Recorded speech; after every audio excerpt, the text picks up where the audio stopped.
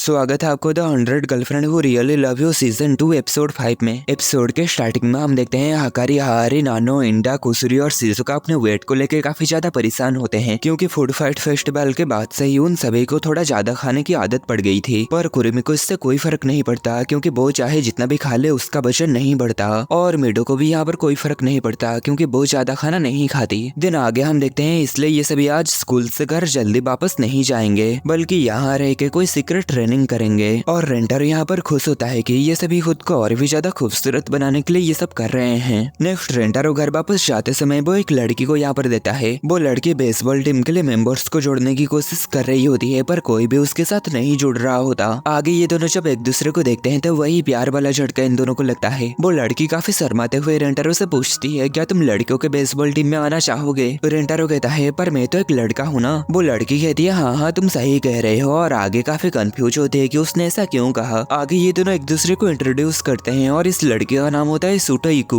और इन दोनों को पता चलता है कि इन दोनों की क्लासरूम एक दूसरे के बगल में ही है। सूटो यहाँ पर इसलिए मेंबर्स को ढूंढ रही होती है क्योंकि अगले वीकेंड में उनका प्रैक्टिस मैच है। अगर वो इस प्रैक्टिस मैच को हार जाती है तो उनकी बेसबॉल टीम बंद हो जाएगी। आगे रेंटरो उससे पूछता है, तुम बेसबॉल टीम के लिए मेंबर्स ढूंढ रहे हो है ना? बेसबॉल टीम में 9 मेंबर्स होते हैं, तुम्हें और कितने चाहिए? इस पर सूटो कहती है, मुझे और 8 मेंबर्स चाहिए। रेंटरो इस पर काफी हैरान होता है और कहता है, तो फिर तुम खुद को एक बेसबॉल टीम कैसे कह रही हो? सूटो इस पर कहती है, ऐसा हमेशा से नहीं हुआ करता था। आधे महीने पहले हम भी एक टीम हुआ करते थे, लेकिन एक दिन हम सभी डिसाइड किए कि हम इंटरनेशनल बेसबॉल चैंपियन बनेंगे। इसलिए वो सभी अमेरिका चले गए जहाँ पर बेसबॉल की शुरुआत हुई थी। और उनके वापस आने तक मैं यहाँ पर एक नई टीम को तैयार करने के लिए रुक गई। रेंटरो कहता है, लेकिन तुम अकेले यहाँ पर क्या ही कर सकते हो? सूटो कहती है, हम अपने जी जान लगा के कुछ भी कर सकते हैं। उसकी इतनी ज्यादा जोश को देखकर रेंटरो यहाँ पर काफी हैरान होता है। सूटो यहाँ पर बैट को घुमाने की प्रैक्टिस करने के साथ इसकी काउंट भी कर रही होती है। और रेंटरो ये जानकर हैरान होता है कि वो 10,000 से भी ज्यादा बार बैट को स्विंग कर चुकी होती है। सूटो आगे बताती है कि वो 4 घंटे पहले से ही स्कूल में आके इसकी प्रैक्टिस करना शुरू कर देती है। दिन वो हर एक रिसेस में इसे करते हुए लोगों को टीम में रिक्रूट करने की कोशिश करती है।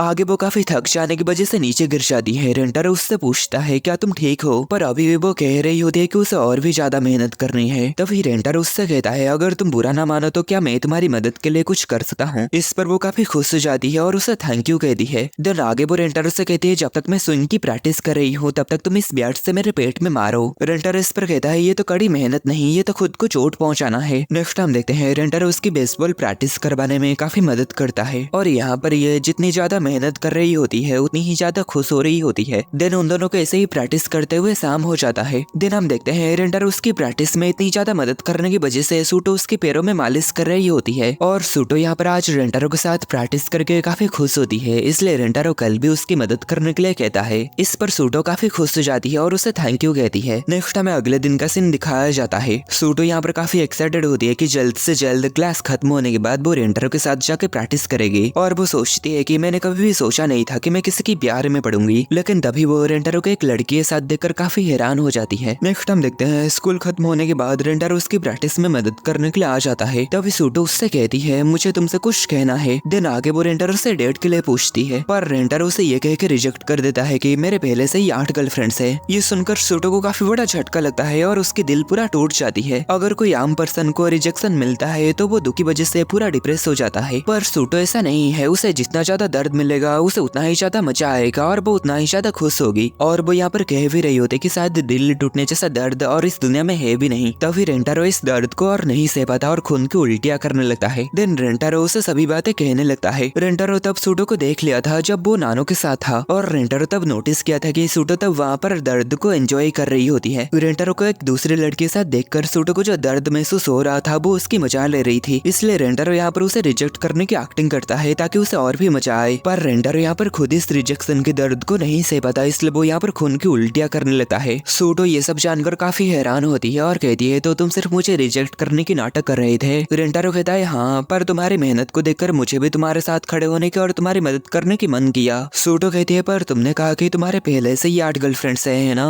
रेंटरो कहता है, हाँ ये सच है, पर मैं उन सभी को ही खुश रखने की कोशिश करूंगा, चाहे मुझे इसके लिए मरना ही क्यों ना पड़े। सूटो इस पर समझ जाते है कि रेंटरो अपनी गर्लफ्रेंड्स के लिए कुछ भी कर सकता है, इसलिए वो भी उसके साथ आने के लिए मान जाती है। नेक्स्ट हम देखते हैं रेंटरो अपने बाकी के गर्लफ्रेंड से सूटो को मिलाता है और सूटो को अपनी न्यू गर्लफ्रेंड बनाने के लिए उनसे इजाजत लेता है। इंडा कहती है, पिछले एपिसोड में ही ही तो मीडो आई थी और इतनी जल्दी यहाँ पर और एक आ गई। देन आगे यहाँ पर सूटो सभी से कहती है प्लीज ब्याट से मेरे बर्ड को मार के प्लीज मुझे माफ करने में मदद करिए। ये बात सुनकर ये सभी काफी हैरान होते हैं और हाकारी यहाँ पर कहती है अगर इंडा तुम्हें मारेगी तो तुम्हारे पास कोई बर्ड नहीं बचेगा। ये सुनकर इंडा गुस्सा होकर हाकारी को ही मारने लग जाती है। रेंटारो यहाँ पर कहता है इकू बेसबॉल टीम में है और वो काफी मेहनती है और उसे दर्द से मजा आती है। तभी इकू कहती है पर मैं आप सभी को खुद को मारने के लिए इसलिए कहा क्योंकि आप सभी बहुत ही खूबसूरत और क्यूट हैं और आप सभी के आगे में कुछ भी नहीं। जो सुनकर ये सभी काफी शर्मिंदा होते हैं। दिन आगे इको कहती है पता नहीं मैं आप लोगों के साथ कैसे जुड़ सकती हूँ क्योंकि मैं आप लोगों की तरह बिल्कुल भी क्यूट नहीं हूँ। तभी रेंटारो कहता है नहीं ऐसा नहीं है, तुम एक बहुत ही ज्यादा अट्रैक्टिव टॉम बॉय हो और ये बहुत ही ज्यादा अमेजिंग है। दिन आगे ये सभी इको की तारीफ करने लगते हैं। दिन यहाँ पर कोसरू इको की बर्ड के ऊपर मारने के लिए तैयार हो जाती है। दिन कोसरू उसके बर्ड के ऊपर मारती है और इको इसकी मजा भी लेती है। दिन आगे रेंटारो उन सभी को गर्ल्स बेसबॉल टीम की प्रॉब्लम्स के बारे में बताता है। गर्ल्स बेसबॉल टीम अगर टेस्ट मैच में ना खेले तो वो बंद हो जाएगा, इसलिए वो उन सबसे मदद मांगता है। तभी इंडा हारी से कहती है आप तो चेयरपर्सन ऑफ द बोर्ड है, क्या आप इस बारे में कुछ नहीं कर सकते? हारी इस पर कहती है आखिर तुम्हें क्या लगता है क्या मैं इस तरह अपनी पावर और मनी का गलत यूज करूंगा? देन आगे वो कहती है मैं इको की मदद करना तो चाहूंगी पर पहले से बहुत सारे क्लब्स बंद हो चुके हैं। अगर इसके बावजूद भी मैं अगर इको की मदद करती हूँ तो ये उन बाकी सभी लोगों के मुंह के ऊपर थूकने जैसा होगा जिनके क्लब पहले से ही बंद हो चुकी है। और अगर इसका अलावा मैं अपनी पावर की मिसयूज करती हूँ और हमारी स्कूल की इमेज खराब हो जाती है तो इससे तुम सभी के रेज्यूमे और कैरियर के ऊपर भी इफेक्ट पड़ेगा। जो सुनकर ये दोनों खुश हो जाते हैं कि हारे उन सभी के बारे में कितना सब कुछ सोचती है। तभी रेंटारो कहता है नहीं मैं ये सब करने के लिए नहीं कह रहा हूँ, मैं तो बस चाहता हूँ कि तुम सभी गर्ल्स बेसबॉल टीम में खेल के इको की मदद करो। तभी हाकारी उससे पूछती है क्या तुम भी वहाँ पर होगे? रेंटारो कहता है हाँ मैं तुम सभी की सपोर्ट करने के लिए वहाँ पर हूँगा। तभी इन सभी को आइडिया आती है कि इन सभी को रेंटारो के साथ एक्सरसाइज करने का मौका मिलेगा और वैसे भी ये सभी अपनी वजन को घटाने के लिए रनिंग कर ही रहे थे, इसलिए ये सभी बेसबॉल टीम में ज्वाइन होने के लिए मान जाते हैं। लेकिन तभी ये दोनों इन दिनों से कहती है पर आप खेल नहीं सकते क्योंकि आप हाई स्कूल में नहीं है। देन ये तीनों रेंटारो से कहते हैं कोई बात नहीं हम बस वहाँ पर प्रैक्टिस करने के लिए ज्वाइन होंगे। जिस पर रेंटारो कहता है हाँ क्यों नहीं, और इको इससे काफी खुश होती है और इन सभी को थैंक यू कहती है। देन यहाँ पर इंडा रेंटारो को कहती है पर हम खेलेंगे कैसे, हम में से कोई भी खेलना नहीं जानता।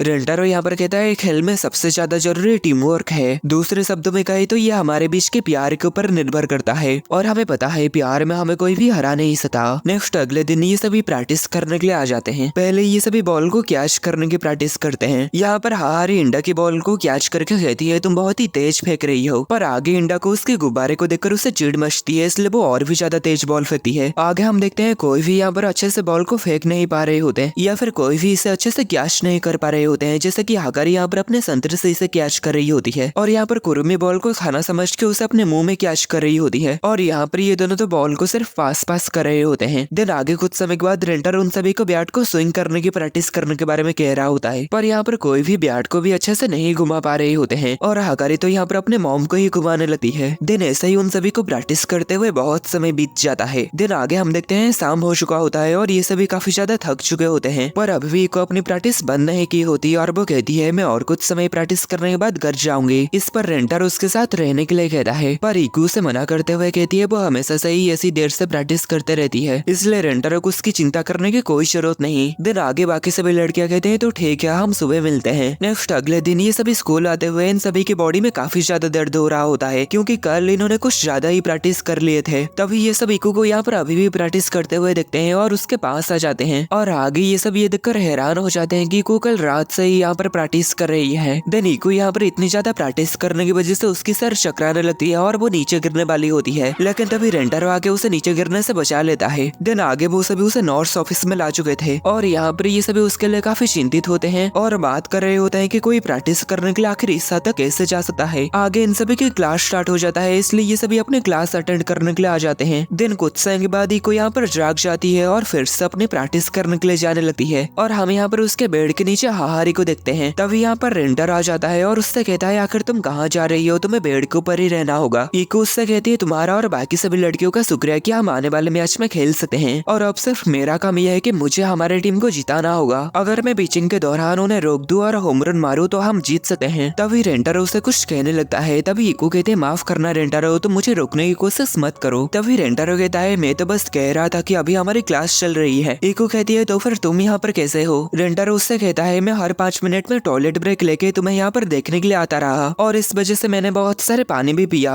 इको इस पर उसे थैंक यू कहती है। आगे रेंटारो रेंटारो यहाँ पर सोचता है अगर ईकू ने ऐसे ही अपने पर जोर लगाना बंद नहीं किया तो मुझे ऑपरेशन आइस बकेट चैलेंज को यूज करना पड़ेगा। नेक्स्ट हम देखते हैं इन सभी को प्रैक्टिस करते हुए शाम हो जाती है और ईकू यहाँ पर अभी भी खुद और भी ज्यादा प्रैक्टिस करने के लिए कहती है और इन सबको घर वापस चले जाने के लिए कहती है। और ये सुनकर रेंटारो यहाँ पर अपना प्लान स्टार्ट कर देता है जिसके बारे में वो तब सोचा था, लेकिन तभी ये सब लड़कियां ईकू को अकेले छोड़ के जाने से मना कर देते हैं। असल में तब हाहारी सोते हुए ईकू की फोटो खींचने के लिए गई थी और रेंटारो और ईकू के बीच में जो बातें हुई थी उसे सुनकर हाहारी बाकी सभी लड़कियों को भी बता चुकी थी। इसलिए ये सभी लड़कियां उसकी फीलिंग को जानने के बाद उसके साथ रहकर उसके लिए और भी ज्यादा प्रैक्टिस करने के लिए कहते हैं और आगे कहते हैं हम और भी ज्यादा बेहतर बनेंगे और मैच जरूर जीतेंगे, इसलिए हमारे ऊपर भरोसा रखो ताकि हम एक टीम के रूप में जीत सके। ये सब सुनकर ईकू काफी इमोशनल हो जाती है और काफी खुश भी होती है। तभी यहाँ पर बाकी सभी लड़कियां रेंटारो को ऐसे देखकर कहते हैं आखिर तुम लंगोट पहन के क्यों खड़े हो। रेंटारो कहता है इस छोटी छोटी बात के ऊपर गौर मत करो। देन आगे ये सब अपने हाथ मिलाते हैं और कहते हैं हम इस मैच को जरूर जीतेंगे और यहीं पर ये एपिसोड खत्म होता है।